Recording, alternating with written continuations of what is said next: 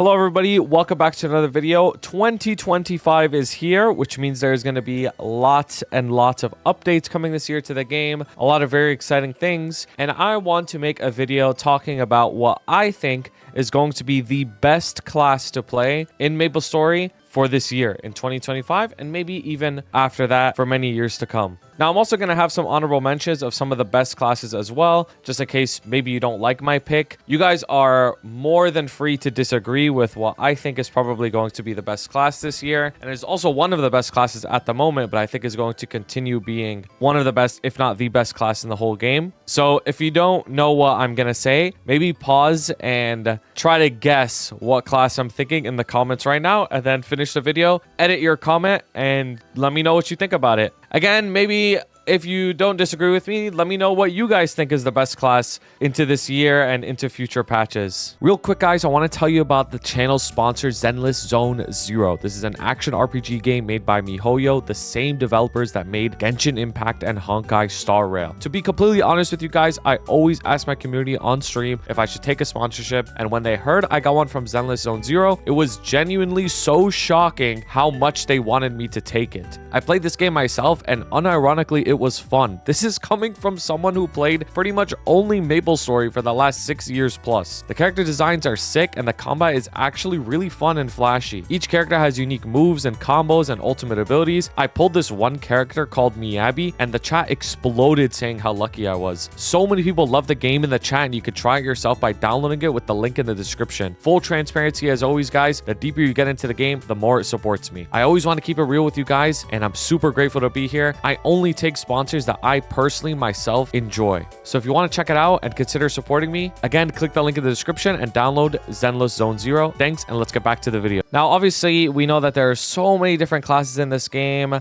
Classes are constantly getting buffed. Some aren't getting buffed. Some are getting nerfed. Like, there's just so much that goes on, right? The most important thing is what defines a class to be the best class in the game. Now, if you were to ask me, I would categorize it in a few different ways. So the way that I think of the best class in the whole game, I like to weigh in all of the aspects of what you have to do in MapleStory. So as you know, in MapleStory, you have to train, right? The game is mostly training. You're doing a lot of training in this game. But the thing about training is because of the Soul Janus skill, which I'll show you clips of how Soul Janus works here. You have the Soul Janus Dawn and Dusk. You have one where you place down the balls, and then the balls just kill the map for you. And then you have the one where the lightnings drop down and hit the mobs around you. So what this means is that training really isn't too important when trying to figure out what's the best class, because at the end of the day, every class can get Soul Janus, and every single class can full clear the map with little to no effort. So then that leaves damage output, because damage output is pretty important. Like, you'd obviously want to play a strong class if you could instead of a weak class. But how important does damage output really matter? Like, I'm sure you guys would understand if I said every single class can clear CRA. So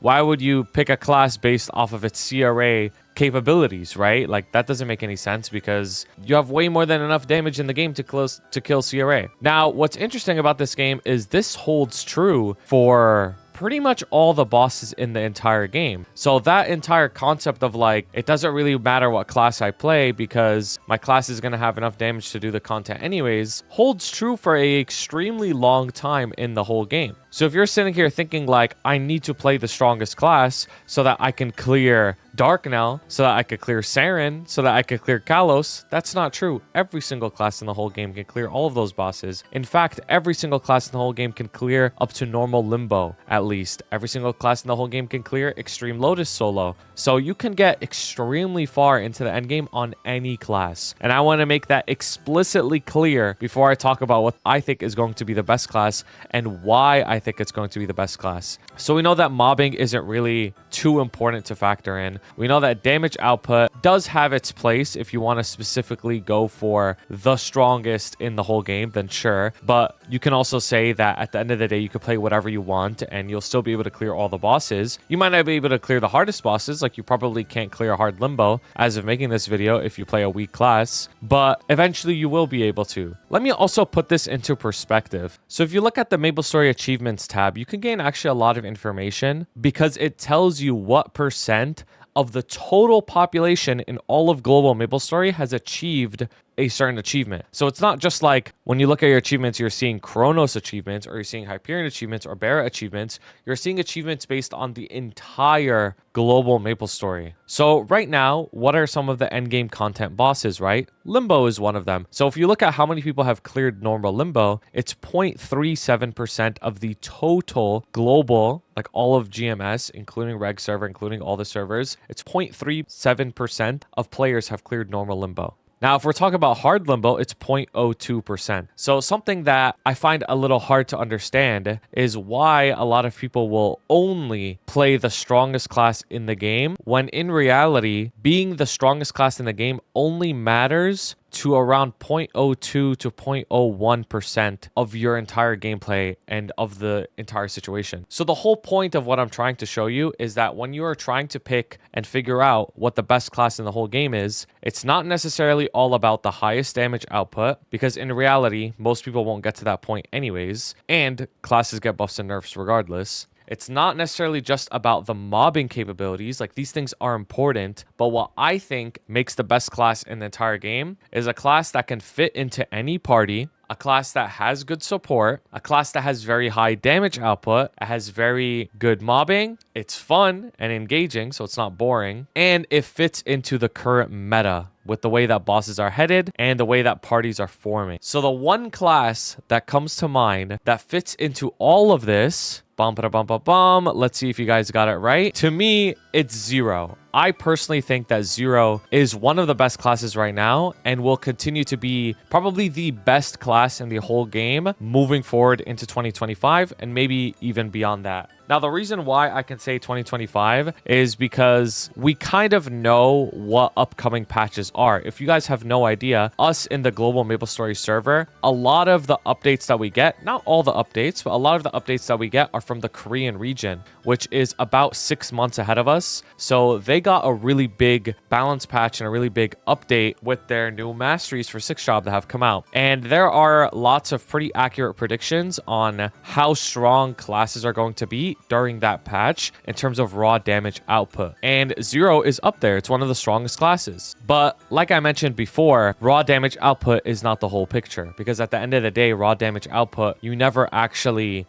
get that damage reflected onto the boss because the boss moves around. Maybe your party isn't playing properly. There's boss mechanics. Maybe you run into a test and your burst gets scuffed and all these things, right? So I'll explain why I think Zero is going to continue to be one of the best classes in 2025, maybe the best class. So this is a clip from a Zero in the Korean MapleStory server from this channel, and they're doing Limbo. Now, what's very special and unique about Zero is Zero has something called crit bind. Now, if you don't know what crit bind is, let me explain to you how binds work on this game. So you can bind a boss, and when you bind the boss, it's frozen, doesn't do anything, no mechanics really happen for like 10 to 15 seconds, depending if it's Kana bind or regular Urda Nova bind, right? And then your origin, when you use your origin has its own bind on top of that also binds the boss for another 10 seconds. But what's special about Zero is Zero has something specific for Zero called crit bind, which keeps binding the boss over and over and over again. Now, correct me if I'm wrong, but I think for like potentially another like 40 seconds or something insane like that. Now, the reason why this matters so much is because the deeper and deeper you get into the game, the value of a boss being bound gets higher and higher and higher, especially for DPS classes and burst classes, everyone, to be honest with you, because you could just keep your damage output so much more. So a lot of parties where, let's say you're making a big 3-minute burst party, like you're like a Mercedes, a Night Lord, and a Bishop, like you're just a super big burst party for Limbo. A lot of the damage output would be during your bind because that's when it's safest to get your big burst off. But when you have something like Zero, it makes it safe to hit the boss pretty much all the time, which means you can have more effective damage output. So this alone, right, regardless of how strong the Zero is, makes Zero already really useful to have in a party just because of the way that this crit bind mechanic works. So watch closely. You can see the boss is bound right now, but they didn't use a bind. They didn't use any bind at all, but the boss is still bound. So now they use their origin, so it's bound for another 10 seconds, right? After the origin, they use a regular bind, so it's still bound. And then after the regular bind comes up, you know, the boss is attacking, but you'll see the boss is bound again. So they've been in the boss since 30:00 on the clock, almost 40 seconds so far, and the boss really hasn't done anything. And they can keep binding the boss over and over and over again. See, the boss is bound again. So it's like the boss does one quick mechanic and then the boss gets bound again for another few seconds. And they can just keep doing this. Like, it's crazy how broken this is, because all of a sudden, going from maybe like a 20-second to 30-second burst sequence to your origin bind, Genesis iframe, all this stuff, it's been 45 seconds, the boss is still bound, and it's just going to keep getting bound over and over and over again. So this makes Zero so important to have in a party, especially at the end game. And Zero's damage output is really, really, really good too. It's not just a support, really. Like, it has a really high damage output. I believe Zero also gives the party 50 IED, which is a lot. So if we look at this, rough estimations chart by Drogon, so shout out to Drogon, you can see that Zero is estimated to probably going to be around top 10 in terms of raw damage output, right? Now, obviously, these numbers are not 100% accurate, and they're all subject to change as things go on, but you can get a feel for how strong classes are going to be. Like, we all know that Blaster and Cadena and Xenon and Demon Avenger are going to be really, really strong. Like, there's no doubt about it. It doesn't really matter what's rank 1 or what's rank 2. The whole point is you want to think of it as like, this is going to be really, really strong. And Zero's up there. Like, Zero being in top 10 means it's really strong. It means you are very highly likely to get into a party and not really have any trouble with doing your damage or feeling like you can't contribute. So you can see that the boss is going to keep getting bound over and over again. It's still approaching 1 minute, yet the boss is still bound. But what's cool about Zero is also a very unkillable class. It has very, very good movement. It has very, very good iframes and dashes as well. And I believe it has like 2 health bars because you have alpha and beta that you can swap in between. So it's really, really hard to die in Zero as well. It makes it really good for having a reliable party member and just being able to kill bosses really well. Another thing about Zero that's cool is that the Zero community, at least the Zero Discord, is pretty committed to the class. So you can find a lot of information about the class. They have a super extensive guide on literally every single thing that you need to know about Zero and how to play it. What's also really nice about this class is this is not a boring class. This is a class that has a lot of tech, a lot of comboing, a lot of very interesting things about it. So it's also very fun to play. Now, for me, I think that's very important. And I don't know if anybody else is like me, but I'm the type of person that can't really sit still when I play this game, and I always need to be doing something. That's why I play classes like Hayato, Shadower, Kali, Lara, all these classes that have a lot of micro, fire poison, because I always need to feel like I'm doing something, and it's the same with Zero. So in the past, we've had very OP classes like Dawn Warrior, for example. And Dawn Warrior was really OP in the past, but it was also very boring, right? So it made it easy to recommend for new players because it's just like, you hold one button and it's like super, super simple and you get a lot of damage output. So Zero has a good ceiling on it as well, so that if you want to spend time and play a class that there is a difference between people who know how to play it and don't know how to play it, then it's also good in that sense too. Now, the last thing that I mentioned is that the class needs to be good for the meta. Now, let's talk about the meta endgame bossing. And I want to have you guys understand something, that the meta really only matters for the end game. Now, I don't mean this in an elitist way or to say that new players don't matter or anything like that. No, not at all. What I mean is everything before the end game, you can do it very easily on any class. So if you're trying to play a class and you're thinking like, man, is this class going to be good for H. Saren? Is this class going to be good for Kaling? Is this class going to be good for Lotus? Is this class going to be good for Darknell, Black Mage? Any class you play will be perfectly fine for those bosses because the damage requirement to clear them isn't that high. You don't need really like special comps or strategies or anything. All you need to do is just like finish your gear and then you'll be good, right? Like the threshold to clear those bosses is easily obtainable on any class. Now, I still want to talk about what the meta endgame bossing looks like at the moment. It could change in the future, but right now, this is how it works. So right now, the endgame bosses that people are clearing are, of course, normal and hard Limbo, normal and hard Kaling, Chaos Kalos, Extreme Saren, Extreme Black Mage, but Extreme Black Mage, Extreme Saren are kind of easier at this point than the other ones, and soloing Extreme Lotus. Now, the thing that a lot of these bosses have in common is that DPS and having a good burst, those two things together are very, very important for these bosses. They're very, very important. Previously, it was all about final damage stacking. Before they nerfed supports, it was all about final damage stacking. And to be real quick, final damage stacking just means get a bunch of supports. They all use their support buff at the same time. So it creates this like singularity of like a huge amount of buff and then do a super big burst with all of those buffs active. That was like the previous meta. But now that there are bosses that you can have really high damage uptime on, like Limbo and Extreme Lotus, for example, where you could just hit these bosses the entire time, having a lot of DPS is very, very important.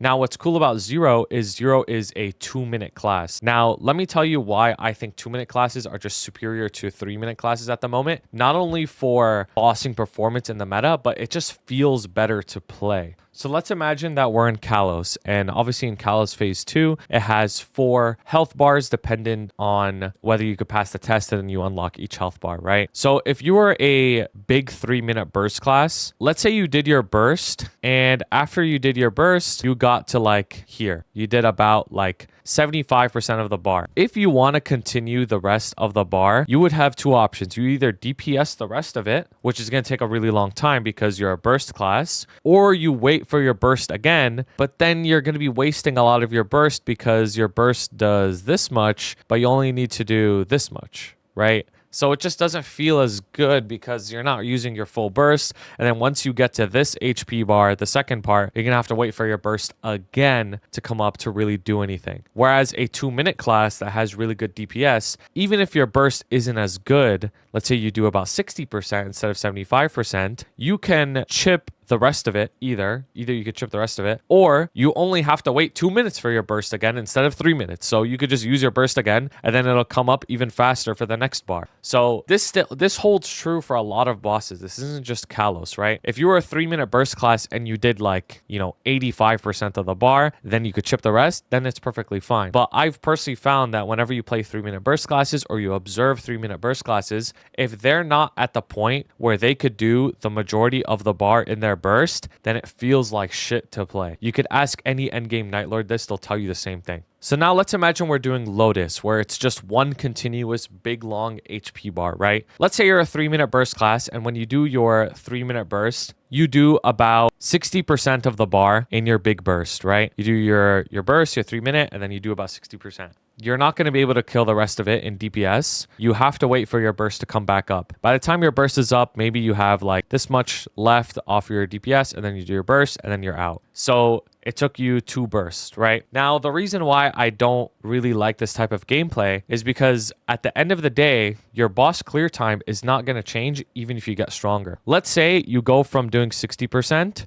in your burst and you gained 10% final damage from your gear, which is a lot. Like you got a lot of Star Force, you gained 10% final damage, and now you're doing 66% in your burst. At the end of the day, you're still not chipping the rest of it out without your burst, so you still need another burst to get out. So even though you got stronger, your boss clear time is still the exact same. So it didn't really feel like you were doing anything. That's why I personally feel that 2-minute classes with DPS feel better. Because if you were a 2-minute class, and let's say you did 45% or something, right? Let's say you did 45% in your 2-minute burst, you would still be able to chip a lot because you have a lot of consistent DPS, and then you would just do the remaining with your next 2-minute burst. So your boss clear time is still faster. It's a faster boss clear time. But when you get gains on a DPS class, it reflects more in the boss clear time because you have a lot more DPS. So if you got, another 10% FD on top of that, you would be doing about 50%, and then your chip would still be significantly higher, and then you would be able to kill the rest of the boss.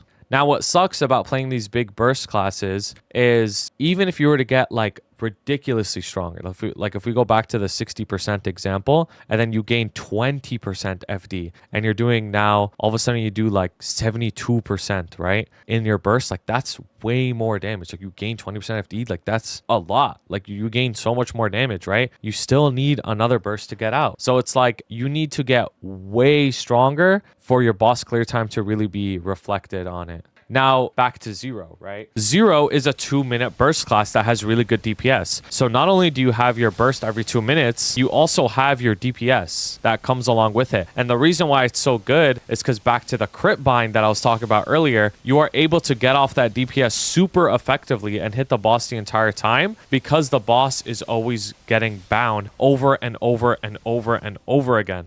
So you're able to just constantly hit the boss. Like you saw in that first phase of Limbo in 1-1, like the boss was bound for so much of it. And now they immediately enter the next phase. The boss is getting bound again. So hopefully my Yap session convinced you that Zero is going to be really good. Maybe it won't be the best, right? Maybe you can make an argument that like, no, actually this other class is going to be the best. Maybe Bishop is the best, right? But at the end of the day, there's no denying that Zero is going to be one of the best classes into this year and probably in the future. Now for the last part of this video, I want to talk about some honorable mentions on some classes that I think are really, really, really good and are gonna be even better in 2025. Now, one of them being Blaster. Now, the reason why I'm a little hesitant on talking about Blaster being number one, so we know that Blaster's raw damage output is gonna be really, really high, especially with their new comboing. They have a new comboing that's gonna be coming out later in the year that makes it much harder to play the class, but the damage output is way, way, way higher. But at the end of the day, Blaster is really hard for most people to play. So you're only going to see so much of it because it's still really hard for people to play, even if it's so good. Blaster also has a crazy kit, meaning like it can't really die. Like you could tank so much damage. You have a lot of super stance. It has incredible DPS. It has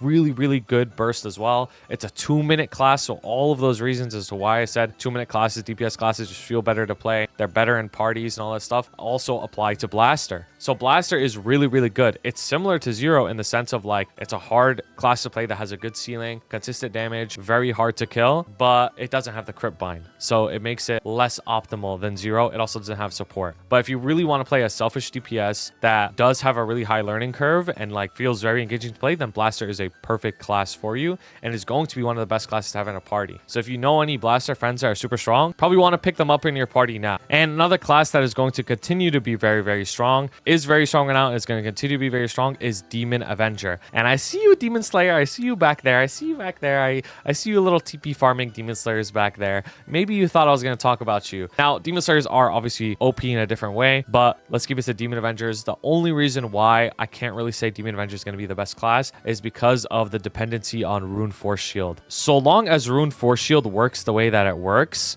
like you have to get the RNG drop from Damien, I feel like it's always going to feel like shit to play these classes because even if you finish all of your gear, at the end of the day, you're gapped by somebody who has a Rune Force Shield. So I think that's just super lame that you have to rely on Damien giving you a drop for you to have like maximum damage output. But Demon Avenger, similar to Zero, similar to Blaster, is a class that once it's super set up properly with 29 Frenzy and you get Rune Force Shield, it's very hard to play, yet the damage is super high on it, especially the consistency. The consistency and damage is super high on it. And it's also, it could be hard to kill depending on if you play 30 Frenzy or not. But at the end of the day, damage is super high on it. So I wanted to give a shout out to Blaster and Demon Avenger because these two classes are also going to be really good. Now, just because I didn't talk about your favorite class doesn't mean your class is shit. Like this doesn't mean that Nightwalker, Mercedes, and like Bishop are all of a sudden shit classes now. No, not at all. The classes are still super good, super duper good. But I just think that Zero in particular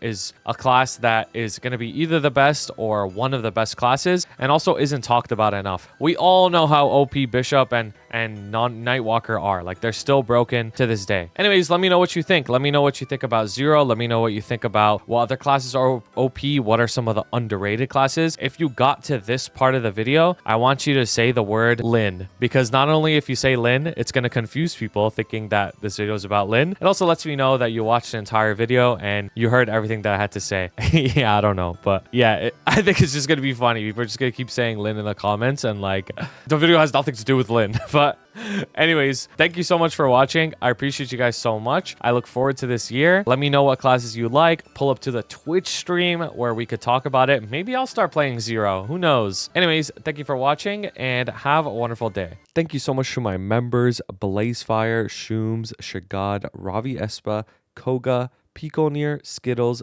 Dante Victory, CK, J, Blunt Poppy Supreme Oil Backwards, Vampiric X, Fresh and Juicy, Assassin, and Migu. I appreciate you guys so much, and shout out to everyone who submitted fan art. If you always want to submit fan art, it's in the Discord linked below. Thank you guys so much for watching and have a wonderful day.